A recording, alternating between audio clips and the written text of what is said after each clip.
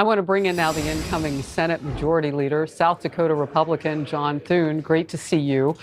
First of all, let's start with Susan Collins. She's known as what would be called a swing vote often on confirmations. Are there members of your chamber, though, who seem to be shifting? It seems like it's a bit more in Pete's favor. He didn't want to call that. What's happening? I think he's making his argument, Harris, and he's doing a nice job. A lot of these nominees, including Pete Hegseth, have been making the rounds on the Capitol, starting with the committees of jurisdiction that will have responsibility for the confirmation process and ensure that their nominations make it eventually to the floor. And I think the nominees are doing a really nice job. I mean, Pete Hegseth, in his conversations, I think, with members, has been very compelling in terms of what he believes is necessary to put the real focus on the war fighter when it comes to the Defense Department's priorities. As you heard Susan Collins talk about procurement reform, that's something that's important to a lot of our members. And he's got the background. He's a combat veteran. He's obviously somebody who understands what it takes to fight battles on the ground, and I think that's a perspective that is very impressive to a lot of the members that he's had the opportunity to meet with so far and to be questioned by.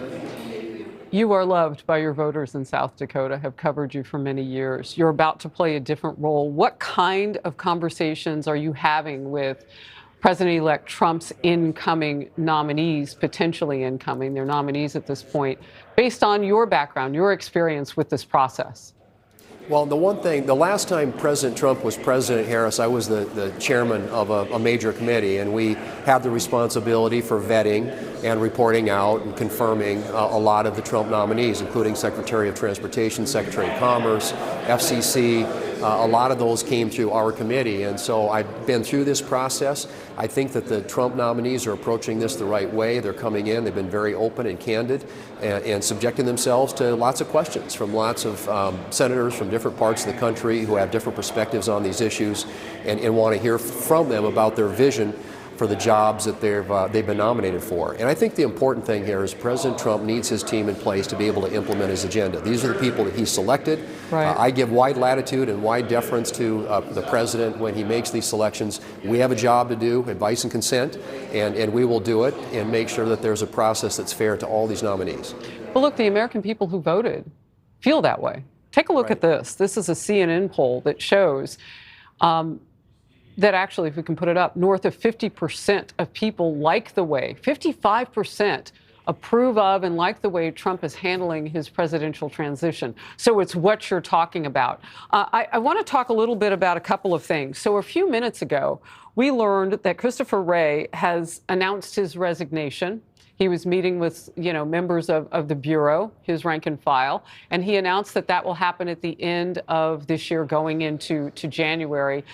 And President-elect Trump has already announced Kash Patel is who he would like to see take that position. Your immediate reaction to Wray's announcement? I think probably expected.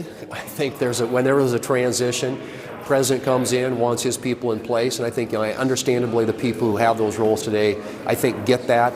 So I don't see that as a big surprise, and the president has nominated someone for that position who is already making the rounds and having his meetings on Capitol Hill with the senators who are going to be really relevant to his nomination process, and I think doing a nice job again of explaining his vision for the future of the FBI. These are a lot of agencies, as you know, Harris, that are desperately in need of reform, of modernization, some house cleaning. And I think a lot of these nominees are coming forward in a way that explains how they want to go about doing that. And I think it's going to be, and you're right, the American people wanted to see change. 55%. That's why they gave President Trump the vote. Yeah, I mean, it's a huge number.